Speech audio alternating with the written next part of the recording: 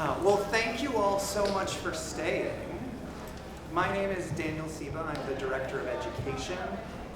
Quintessence's mission is to bring classical works of theater and literature to the stage for contemporary audiences, and though we are delighted to have so many families coming to see our production of Mary Poppins, as is usually the case with our holiday musicals, I did want to continue our post-show conversation series, and luckily found Dr. Mandracchia, whose expertise is the Disney Renaissance, to sort of have this conversation and really think about this question that sort of came up in our initial conversations about like how we can think about the Mary Poppins stories as so much more than any one person creating them, right? It's more than the original author, P.L. Travers, intended, but also as we go forward, sort of more than these other figures that we'll sort of chat a little bit about, and then we're happy to open it up to your questions and comments. I want to read Dr. Mandracchia's bio first.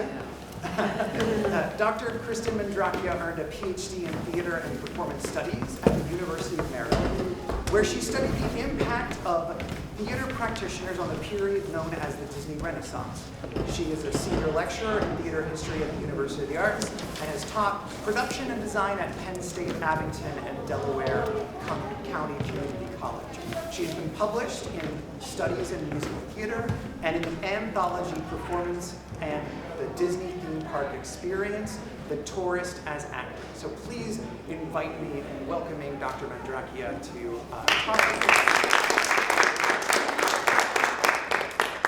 So my first question, and again, we'll sort of just go back and forth. Yeah, that's right. But I'd love for you just to share a little bit about what stands out to you the most about the making of the Disney film. Yeah, so there has been a lot of interest, public interest, in the behind the scenes of Disney's Mary Poppins. So there's actually a lot of information that's accessible to the general public now that we didn't have just 10 years ago, right? Not least of which is the movie Saving Mr. Banks, which is on Disney+. There are documentaries about the Sherman brothers who did the music. There's documentaries about the props that on Disney Plus has a show called Prop Culture, and they have an entire episode about the umbrella of all things and the chimney sweep things, and I cried 3 times watching that episode. It was just so moving to think about all of the creative labor that went into that film. But one thing that I think doesn't get talked about enough, right, which is the title of the talk, right, is the collective authorship of Mary Poppins, not just in the big sense, but in the Disney sense, right? So a lot of people think that because the name Disney is attached to the film, that Walt Disney himself is over there standing over everybody's shoulders being like, no, with all of his, recommendations or notes or orders or what have you. And he has a little bit of a reputation in Disney history of being somewhat of a control freak, to put it bluntly. But this is, all you have to do is look at the opening credits of the film to know just how many people authored the movie version from the 1960s. This is a movie that had 2 screenwriters, not just one, but 2 screenwriters, 5 directors, not just one director. There was a director for the live action, there was a director for the animation, there was an art director, and then they had 2 directors just for the nursery sequences, because that's how complicated they were. So 5 directors, right? I think 2 costume designers, or maybe 1.5 costume designers, right? 2 choreographers, and the layout artists, which are the scenic designers and everything. There's about 10 of them, if you look at the credits, like between layout, which is the animation backgrounds, and then the actual scenic designs that you see in the film.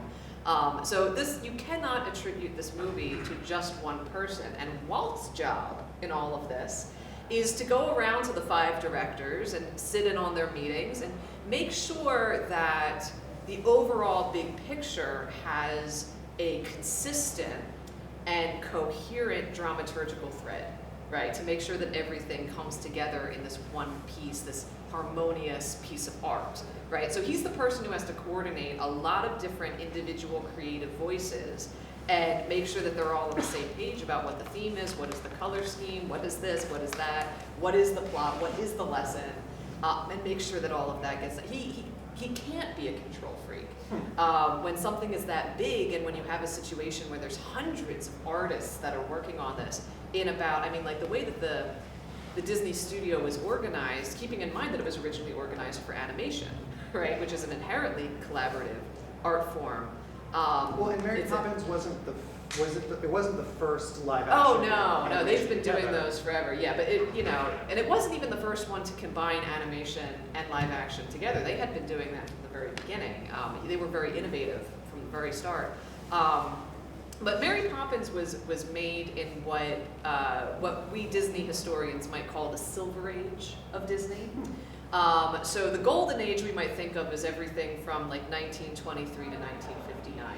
That initial stage, all those gorgeous films of the 1950s, Cinderella, Peter Pan, those big, colorful, big budget, very successful pieces.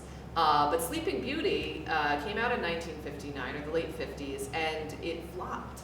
It's hard to imagine Sleeping Beauty flopping. But even, it was so high budget, it was gorgeous, visually stunning. The artwork in Sleeping Beauty is great. The music is good, like iconic, Maleficent, the Three Fairies, right? Huge flop, nobody liked it, right? And after that, they had to make severe budget cuts to the animation studio.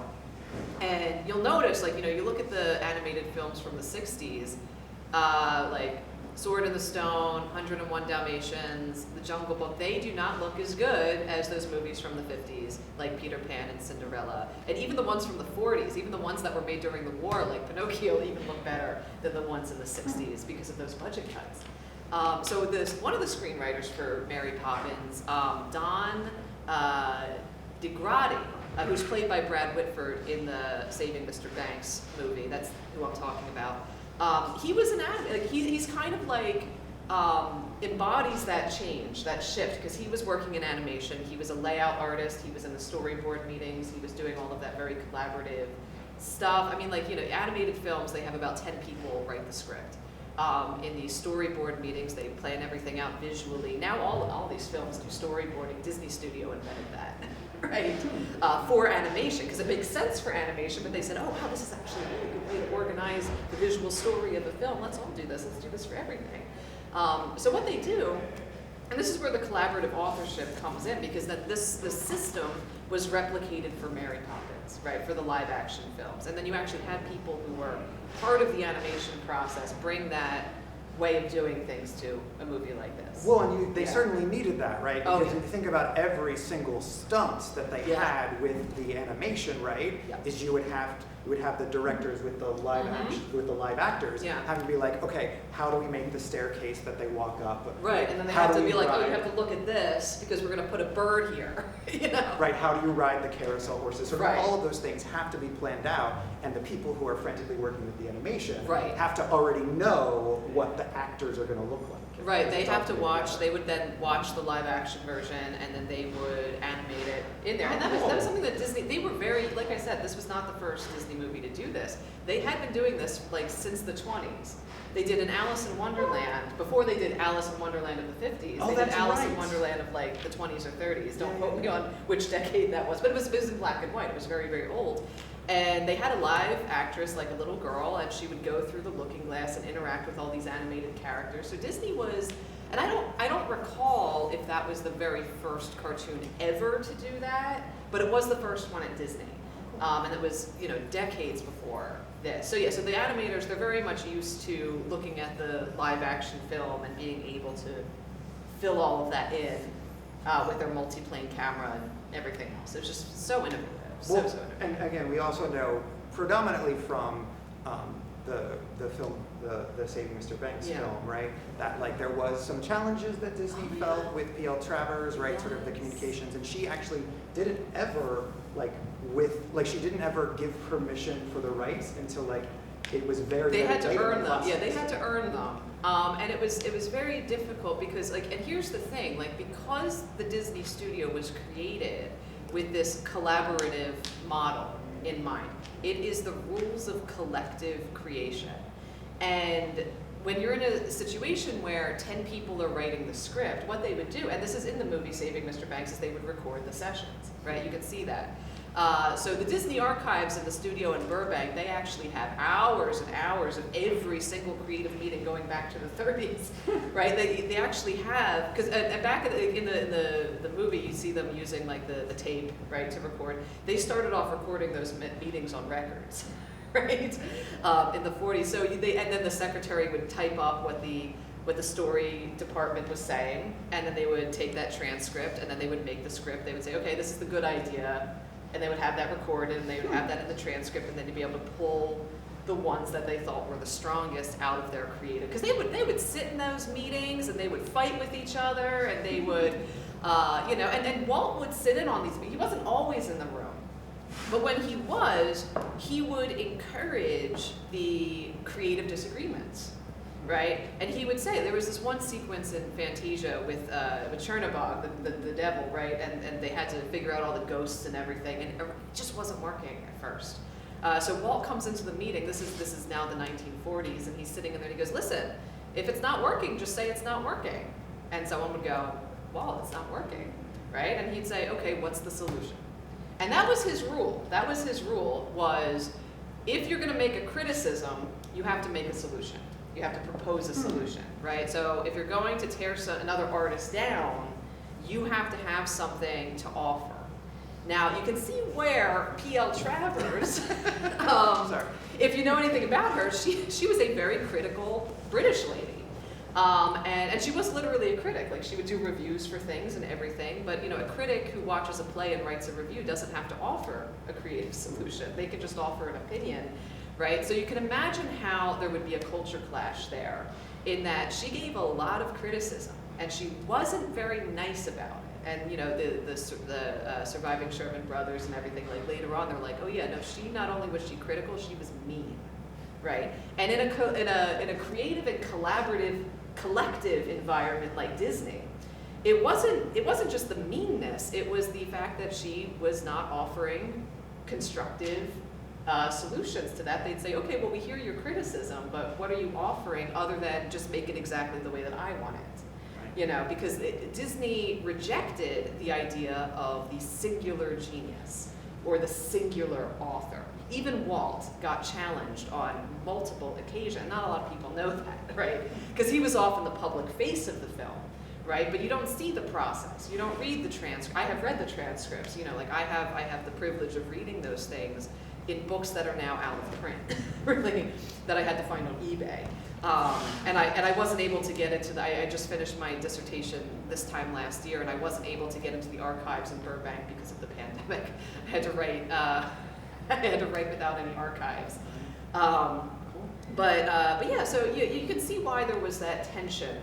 Okay, so let's jump. Yeah, let's jump. Let's jump to Cameron Mackintosh. Yes.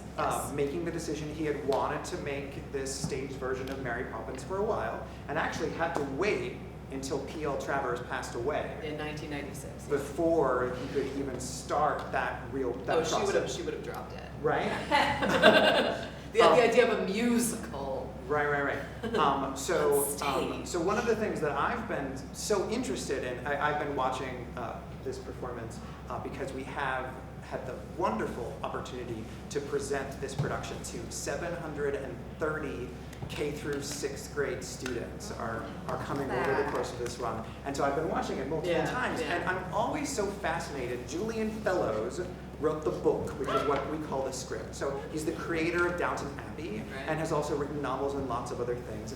And so it's so fascinating to me to sort of think about taking this collaborative Disney approach, right? And then you have a whole bunch of new voices who are actually taking the film and figuring out how to make that even further, taking it a step further. So what stands out to you about this sort of like this idea of adaptation between the film and then this story? Yeah, it goes to the stage.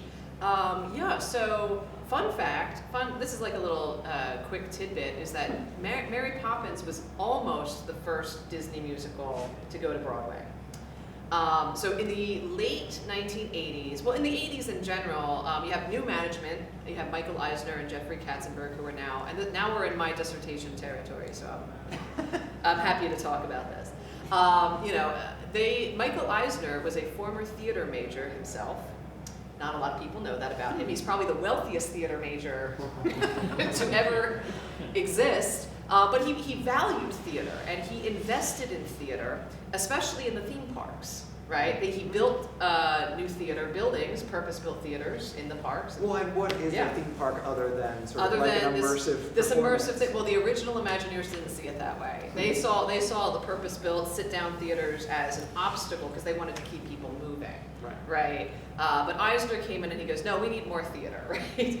And what they would do is they would bring in professionals from off-Broadway, Broadway, and regional theater.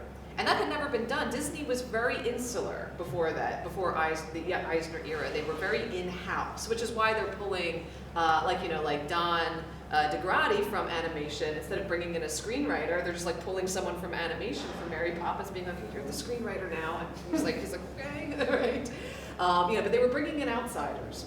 And three of those outsiders, right, Rob Roth, Matt West, and Stan Meyer, they came from Broadway, they came from off-Broadway, and they said, hey, you like the shows that we're doing in the parks, do you want to give us some money so that we could do a maybe Disney show on Broadway? And Michael Eisner goes, okay, what would it be? And they say, can it be Mary Poppins? And he goes, sure, and he gives them some seed money to develop this. This was 1991, and the movie, Beauty and the Beast, came out that December around this time, 1991. And it was so successful, and I think it was Frank Rich in the New York Times called it the best musical of the year. The best Broadway musical of the year, and that was a dig at Broadway musicals that year. But that changed Michael Eisner's mind, and he told them, oh no, you're doing Beauty and the Beast now. And they're like, what? How are we gonna do that? But they did, and and the rest is history. 1994, Beauty and the Beast opened. So it's interesting to think that even before P.L. Travers died in 1996, that this was on the table, that this was in development at Disney since about 1989. So that's the one fun fact, right? So originally, that development work had already started, and then they left that, and then they pick it up again. And by that time, and what year was this? 2012? No. 2009? Yeah. 2009. That's by that time, Disney Theatrical had been around for over a decade, and the way that theater company, that theatrical wing, which had never existed before 1994, right? The theatrical wing, the theatrical development wing of the Walt Disney Company was already a well-oiled machine by that time. They understood, okay, this is what our process of adaptation is. This is what works best. They had very big successes like The Lion King. They had not so great successes like The Hunchback in Notre Dame did pretty well in Germany. Don't ask me to pronounce the title. But they had and Little Mermaid was like, right? But so they had very big successes. They had some flops, and by that time, Mary Poppins was arguably the one where they had learned from a lot of their mistakes, I think. And I think that it's a very refined script. It's a very refined piece, and I think that they're able to go through the original source material, consolidate and reconcile some of these things with the benefit of history.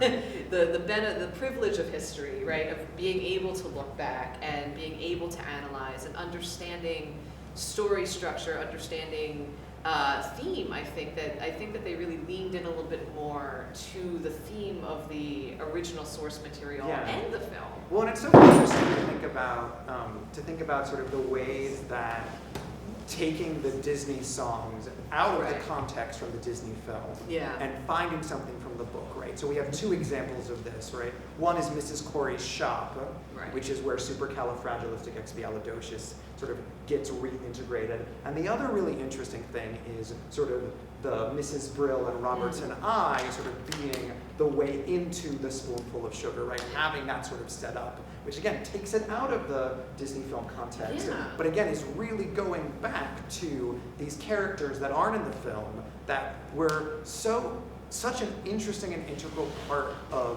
P.L. Travers' stories, which are hugely episodic, right? Yeah.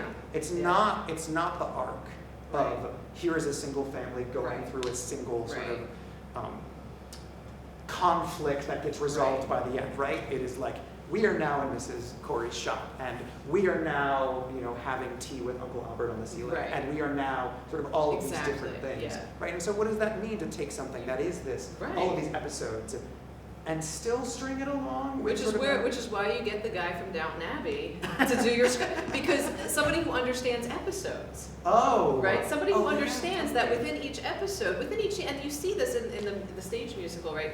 Within each little episode, there's an arc, right? It's like, here's an arc, here's an arc, here's an arc, and it's part of this larger one, right? Because I think that, and I would like to think that the creators of the stage musical served as the mediators that didn't exist when P.L. Travers and Walt Disney were in the room together. To look back on that and say, well, what would this have looked like if maybe P.L. Travers was more of a team player, and maybe if Disney was more open to respecting what was right about the book? Well, maybe this is a really challenging question for us to sort of grapple with today, but or maybe it is, right? Like there is a freedom that people have in adaptation for, right, where you don't have that initial voice, right? You don't have sort of the stakes and the urgency of what it meant 40, 50 years ago. Right. To really think about like how to make this captivating for contemporary audiences. And who aren't sort of bogged down in like what it meant in the 1940s, 1960s. Because she started writing these things in the 30s, right? And by the 60s, it was one of the reasons why she agreed to give the rights to Disney was because her royalties were drying up. People were not buying her book. It was no longer relevant, arguably no longer relevant, right?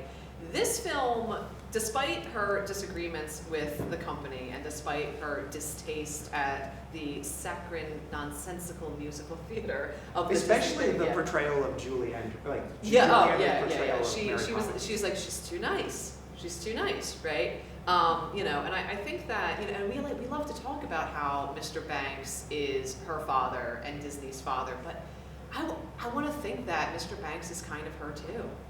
That she's also part of that character, and I think that with this version we get a little bit more of, we would like to think that maybe she had like these learning and growing moments, that despite her trauma and despite her distaste, maybe she had fun, right? Maybe she smiled. Maybe she, but she certainly can. She went on to write books after. Yeah, the film she made. premiere. Yeah, that was my next point. Sorry. We're on the same page there. That's good, right? Was that like she actually was able to kind of ride that wave. I mean, she got a six-figure. They gave her six figures plus the I think percentage of the box office gross. So she made out pretty well, It wasn't like she got nothing and she was angry about it, And then she was able to ride that wave because now people were listening. So you can't keep these stories in a museum. You can't just say, let's preserve this, let's preserve that, innovation. Awesome. Now I'm happy to open it up if people have questions or comments. Oh yeah, no, totally. Totally, right? That's sort of like the changing thing. But does anyone have a question? Yes. What was the criticism, and why did Sleeping Beauty, what failed? Oh, for Sleeping Beauty? Yeah. I don't know why it flopped. I really don't. It's perplexing.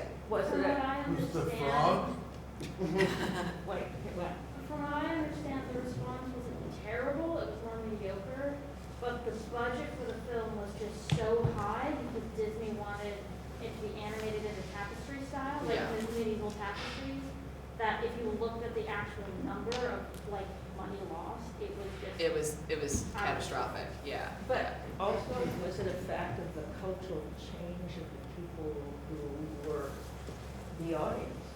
Well, that depends. I mean, the late 50s, you're still in that sort of Camelot era. You look at 1959 on Broadway, you have Sound of Music and Gypsy, right? So you're starting to see that the dark underbelly, right, the discontent with, one might say, the facade of the 1950s. I mean, just look at the amount of, you can look at the empirical data of the number of barbiturates that were prescribed to housewives. Right. People were not happy in the 50s.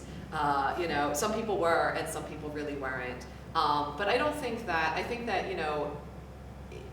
I think Sleeping Beauty was trying to be high art. Every single time Walt tried to do high art, and then every single time he tried to do low art, neither one of those things works. Like Disney needs to have a balance of intellect, feeling, heart, comedy, camp, all of these things. And I'm glad that Sleeping Beauty has had its many lives after the late 1950s, but it's just, you know, like you said, like compared to the amount of money that they put in and that they did not get back, it was enough to cripple the studio for about a quarter of a century after that film, right? The 25-year period after Sleeping Beauty was known as, you know, you go from the Gold Age to the Silver Age. Walt Disney dies in 1966, and without that person to be that dramaturgical thread keeping everything together, we call that the Dark Age from 1966 to 1984,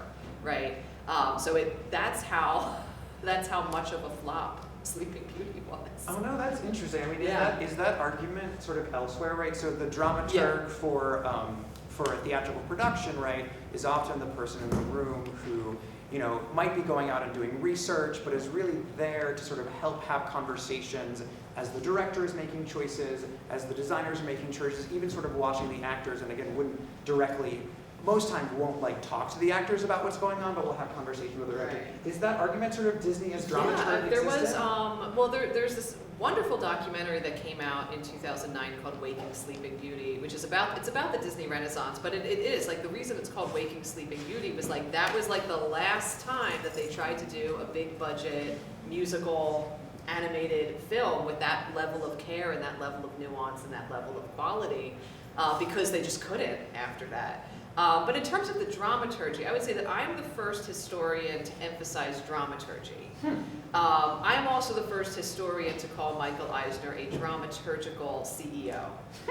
because then Michael Eisner, being the theater major, he once aspired to be a playwright, he went to France, he wore a black turtleneck, he was broke and lonely, and he came back and he worked at TV, right? But even so, like, he would use the cultural capital of his theater degree to get access. He'd be like, oh, I have a degree in theater, give me something creative to do, and he rose in the ranks because he was a guy who understood plot. He understood story structure, and he would go into these meetings in the 80s and 90s and be the Walt, right? So he would go, and Katzenberg would do this too. Like, they were both very dramaturgical minds. And they go, no, that's not consistent with what you have in this scene, so is there a way that we can reconcile that, and et cetera, et cetera, et cetera. You lose that in 1994 when Frank Wells dies, because then Eisner had to do more business stuff. So if you're wondering where the Disney Renaissance started to taper off, it was around the time that Michael Eisner had to be a CEO and not the creative consistency voice. Do we have other questions? Yes. It's really interesting what you said about the influence of animation on the production process for film. At what point does the musical get into the process for animation? And the slow death of Disney animation was around was it Sword and Stone, I believe?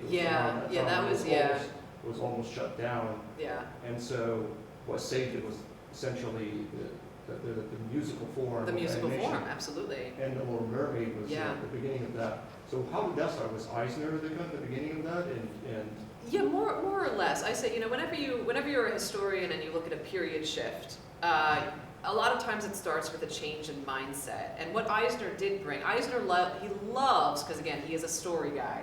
He loves to set himself up as the singular hero of the Disney Renaissance. But I think that what we can credit him with is the change in attitude, particularly the change in attitude towards theater as an asset. He viewed theater as a corporate asset. And that was, no CEOs today are going to do that, right? Disney is one of the few multimedia conglomerates that invests in theater, right, as much as Disney does. And Disney is one of the biggest employees of actors. And was he the one that brought Howard and Mencken? Well, actually, that was Peter Schneider. Peter Schneider was the vice president of Disney Animation, and he brought in Ashman, because they were very much known for Little Shop of Horrors.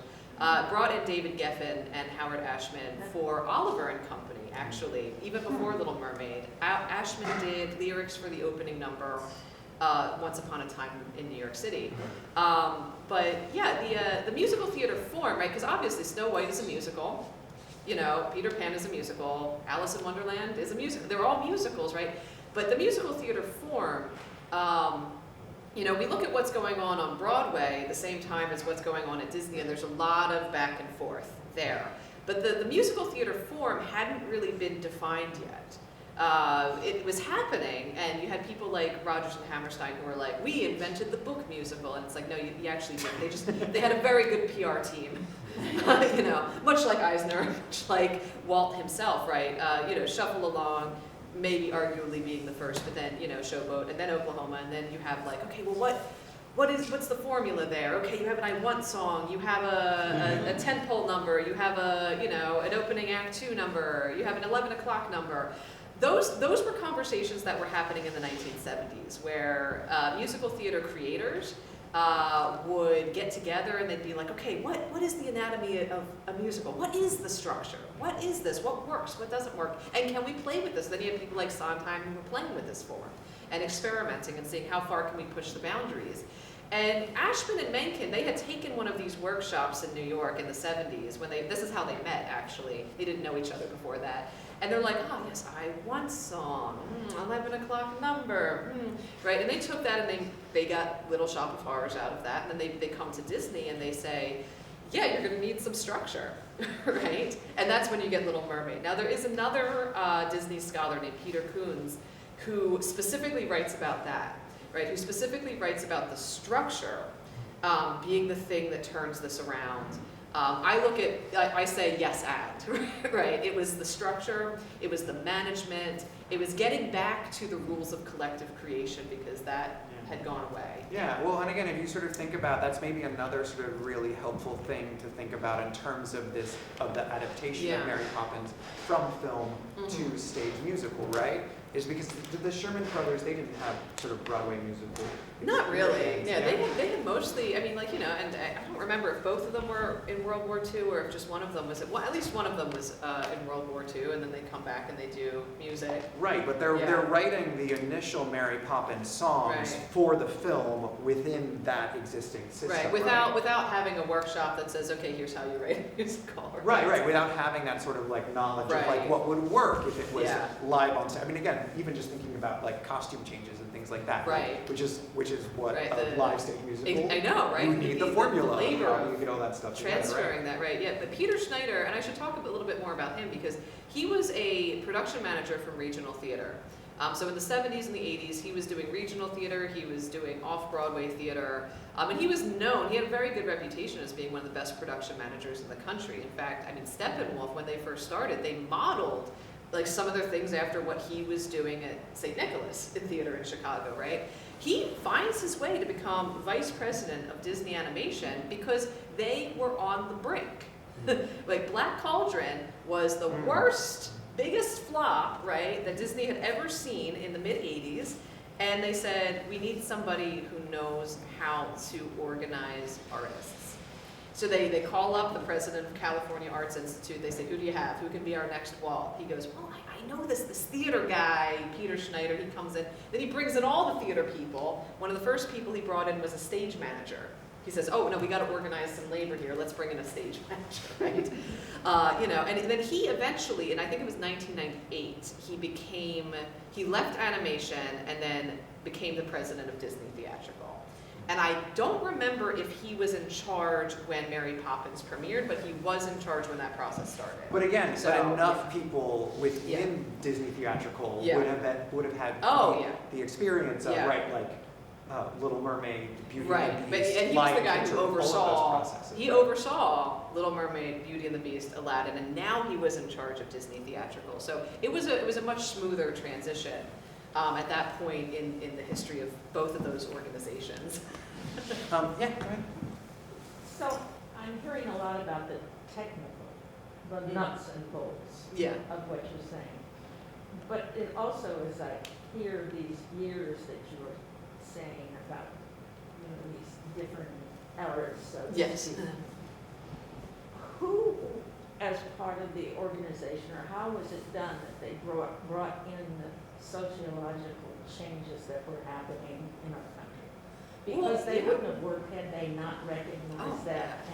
And so that's my question. Where did that come from? Well, it comes from a couple different places. First of all, the Civil Rights Act in the 1960s meant that they had to hire women and they had to hire minorities, which Disney did not do before the law made them do that. There were no female animators. There were no women in the story room. There were people of color, but they were, Floyd Norman being the first African-American person in the story room, right, who's now a Disney legend. He came back during the Renaissance. He left after Walt died. He says, well, if Walt's not here, I'm not here. Then he came back in the 90s to work on Hunchback, and now he's still there. He's like in his 90s. He's still there. God bless him, right? But they brought in people. By the 80s, they're bringing in animators, and they're bringing in story people, and they're bringing in all people from all over the world. Not just the United States, not just diversity here, but they're bringing in people from Germany, they're bringing in people from South America, they're bringing in people from all over, and there's women, there's gay people, openly gay people, right? The Walt Disney Company was the second big company in Hollywood to offer same-sex benefits. And this was the late 80s and this was like the tail end of the Reagan era. They were doing this, right? So they bring in the new voices who represent a new generation. They represent a new way of thinking, right? And this is in the 80s and 90s. And the thing is that they didn't do that in the 60s. The world was changing, and Disney wanted to preserve exactly what it had been in the 50s or the 30s. They still had the 30s, yeah. They still had the rotoscope machine that they were using on Snow White and the Seven Dwarfs. They were still using that thing. The Smithsonian called them in the 70s, said, "Can we have your rotoscope for the Smithsonian?" They said, "No, you can't. We're still using it." So that, they learned the lesson, though, and that's why we call it the Disney Renaissance of the 80s and 90s, because they learned from the mistakes that they had made in the 60s when they didn't invite new people in. So the example of Mary Poppins is putting one right beside the other really reflects a tremendous difference. Well, and what it's saying. Yeah, no, totally. Yeah. Right, and that these narratives, Yeah. right, with each new, I mean, in some senses you could think about that as sort of I view that as sort of the point of theatrical performance, right? Like every new production is actually going to take whatever the story was, even if it's 10 years ago, or like sometimes we do 100 years ago, right? And sort of figuring out like how can this speak to contemporary audiences? And in that vein, right, I think one of the things I really like about these post-show conversations is it also really does give us a chance to reflect on the performance. I think one of the things that continues to stand out to me from Quintessence's production of Mary Poppins is really this imaginative use of the ensemble as the multiple characters and sort of those magical moments. And having seen 300 students last year, right, their first question is always, how is the magic being created, right? So as we're sort of thinking about this, right, I'm happy to open up to reflections from the audience, or if we have additional questions about sort of the different moments that stood out to all of you, but really thinking about, right, like what does it mean to think about the theatrical production as a magical thing in of itself, right? Mm-hmm. It is, and I think the key is imagination of the audience. This is something that Walt Disney himself and that the company understood from the very beginning. Because when you have hand-drawn pictures, right, you have to ask the audience to use their imagination to imagine that not only are they talking and moving, but that they are human-like, right? And it's an invitation to see yourself, to recognize yourself in this mouse, right? Or in these dwarves. And they used theatrical acting. They read Richard Boleslavsky's The First 6 Lessons, theater book, for Snow White. Clark Gable cried his eyes out during the premiere of Snow White when Grumpy starts crying.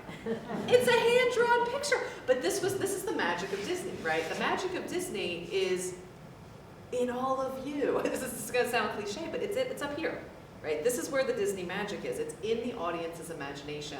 And the fact that the company, for the most part, does not underestimate that. Right, and we so often sort of think about nostalgia as this like idea where it's like, oh, you know, we're going back 20 years, 30 years, Right. multiple years, Right. right, sort of capture what that was, right? Right. But, you know, in some senses, right, I love this idea of like sort of Disney inviting the imagination of the audience, which might be one of the sort of Right. explanations of the company as a phenomenon. As the success, but also, and I just want to finish this thought real quickly, Sure, go but, you know, like the idea of the various people on stage, like, okay, well, here's the coat hanger, and yeah, we can see them, right? But we have imaginations. So we put it together, and it's like, oh, wow, that is actually really phenomenal. That's a really good effect. I mean, Lion King on Broadway, that sunrise was blinds. It was curtains. It was blinds, right? And everyone's like, right? You know, so I think that that's part of why the magic works in this production in particular, is because of how much we're able to see, but how much we're able to piece together. Right, and there are so many ways to think about how Mary Poppins can fly, right? Yeah. Other than sort of Yeah, it's like, we get it. expectation. We get it. We believe it. That point was exactly what I was going to say. Oh, right. Oh, there we The go. charm of like not hiding the mechanism. Yeah. You know, just like they did in The Lion King, where Right. the, We see the everything. linkages and the wire, it's part of the charm of the design. Yeah. I teach a design course where students have to make these mechanical things that often they sort of want to, their natural inclination is to cover it up. Mm. And, you know, I always encourage them, you know, the aesthetic is actually better to see what's Right. happening. And Yeah. it was so, I think it was so well done in this particular production. It's The phenomenal. fact that we can see is sort of how the process is happening, but the imagination allows us to sort of suspend that and, you know, appreciate it, but also kind of pretend that it's the magic. Right, and that tension between, right, like with film, there are so many realistic answers, right? Where it's, again, you're doing interesting camera things, but to sort of maintain a realism. Yeah. That in theater, right, you know, again, there are many productions, including the London production of Mary Poppins, Right, where it's right. like they want the spectacle to seem flawless, right? You're actually hiring Right. magicians and yes. people to sort of create Yes. effects. They're that patenting create new that. things every day. And in the era where, you know, a lot of the students who are probably coming to see this for the first time are growing up in an era of like CGI movies, Right. where the magic literally can be seamless and flawless. Where they haven't had a field trip. Right. For, right? Like that's the other phenomenon we're going through, right? This is Right. often, for these younger students, the first group field trip that they have Yeah. too, right? The first chance, again, Yeah. certainly the first chance to see anything live. Yeah. That isn't mine. Right. Yeah, indeed. Yes? I think my favorite was when the bass dropped. You could just see the slow motion, and because it would have been so easy if you just dropped it and have it fall apart on the puzzle. Yeah, no, one of my favorite, or one of the earliest choices that was communicated to me was this idea of the chimney sweep burp, the chimney sweep Bert as sort of controlling action, as, again, puppet master might be too Right. He's far. like the MC. Yeah. Well, yeah, he's but sort of the- like being in yeah. charge of some of these There are moments. many precedents. And He's to the- narrate. He's the Yeah. streets. He's the literal street singer, right? It's like Threepenny, right? Yeah, yeah. You're in England. You're in London. There's a street singer wearing a bowler hat, right? These are things that are not new in theater, but you know, just like the Disney version, just like the theatrical version. After that, you take something that already exists and you use it to the fullest, and it works, and it works. Yes, of course. It's all good. The success is when we, the audience, are swept away by the magic and not sitting there trying to figure out how you're doing it, not analyzing it, but really enter into it. And I think you've done it very beautifully. Yeah, Yeah. I concur. You know, and it comes from these conversations where actors, the director, the designers are really sort of thinking about, right, like, how can we, on this simple stage, right, get to a sense where we're doing exactly that, right, where we're inviting the audience to make the magic, to, in some senses, be co-authors, Right, yeah, right? to Because their nostalgia, their perspective, like everyone's individual perspective is gonna Yeah. Shape see the same thing differently anyway, right? Yeah, what did you want to say? Can I ask you a couple of sort of stupid and boring questions about, Why not? Those are my favorite kinds. well, disparate. The first is, how did she get that hat rack out of it? Yeah. I mean, what was the trick in there? It is continuing to be a conversation, right? It is, but yeah, it is, ooh, I don't know if I It was very can. effective. Yeah. But how did it work? How did it work? I mean, there are the 4 actors in the ensemble, and they are, at that scene in particular, they are at different places, sort of passing things through different parts of the stage, right? Through Now, wait a the minute. different parts of the set. This apparatus that came out of this little bag was about 6 feet tall, and it had prongs on it. There was Not prongs going out in the direction of the halt, but that way. Yeah. How did it work? It's practice. How did it? Oh, okay. Very So you careful, wanna leave it careful that way. obscuring. Yeah. Yeah. Do you have another Okay, second question? Yeah, question. please. What fabric is that? So this is a drop that our set designer Ellen Moore rented. I actually don't know exactly what the fabric is, but it is something that they've used in many productions across the. It looks like wire mesh. From where I'm sitting, it looks like wire. But it is textured, right? It's not like a paint on a drop. It is actually textured, which is why. You know, where there 1, 2, 3, 4, 5 rolls, and they rolled them down, or rolled them. No, it is and one. Then crunched them up and then It is one continuous piece of fabric. Wow. Which is why It when looked the like lights there's a seam here. catch it pretty well. Yeah, they do. Especially the side lights. Do you It's one have, continuous piece of fabric. do you have any Q&A sessions with the student groups to see what they were curious about and how it might affect how you would, handle the performance differently in the future, and also what their maybe the message takeaway is, because this generation has probably never seen her. Yeah. Oh, actually, I mean, you'd be surprised when I start asking, who's seen. That's actually the first question I ask when they come in is who's seen the film version, and most of them raise their hands, or half of us probably. But we do offer a quick Q&A with the cast after each of those performances, and they express so many interesting, nuanced things, right? Some of it's very similar to like, how did you get the hat rack out of the carpet bag? But I think and the other thing I wanted to say is that based on a couple of grants that we have through the Connolly Foundation and the Hamilton Family Foundation and the Shealy Fortune Foundation and the Delfinger Mann Foundation, we're actually able to go into schools and do workshops with a couple of selected groups, especially with schools in the Mount Airy neighborhood.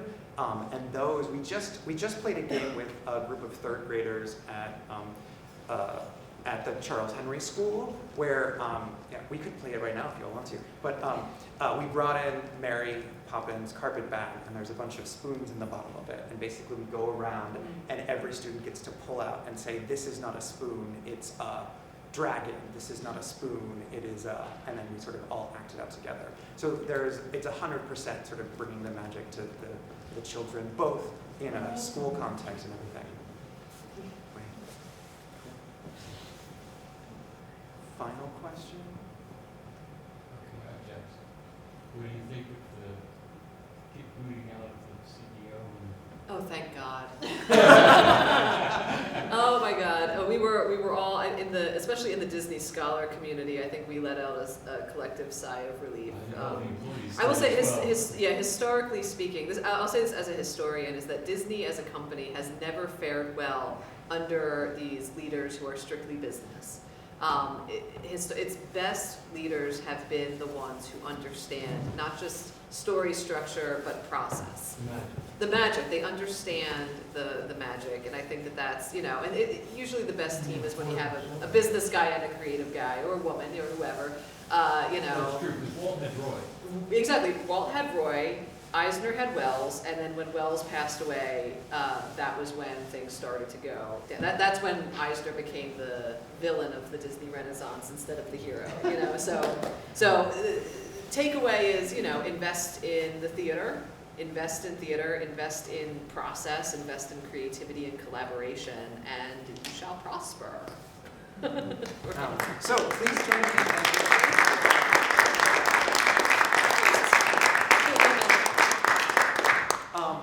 We at Quintessence have a variety of educational programming. Some of it's directly for the schools, but we also have started Saturday morning acting classes for youth. So if you know someone who's interested, there's little things you can take. And right now we're actually with a group of 8 to 12-year-olds. We're doing different parts of the P.L. Travers, responses to the P.L. Travers novel. And with a group of 7 teenagers next Saturday, we're going to stage a 10-minute misanthrope, Moliere's misanthrope, that they're all very super excited about. But so in the spring we're doing more of that. And then we also have been teaching adult classes in the evenings. We have a group of 8 playwriting students right now. The next upcoming class, if you'd like to join us, in connection to our January production of Clifford Odets Waiting for Lefty, we have Megan Brody from Ursinus, who is going to be teaching a class about theater for social change. We're very, very excited to sort of think about and have a similar conversation, a very different conversation about sort of the impact of Waiting for Lefty and sort of think about all those things. But thank you all so much for staying, and have a lovely day. And if you're interested, I'm going to show this gentleman the carpet bag.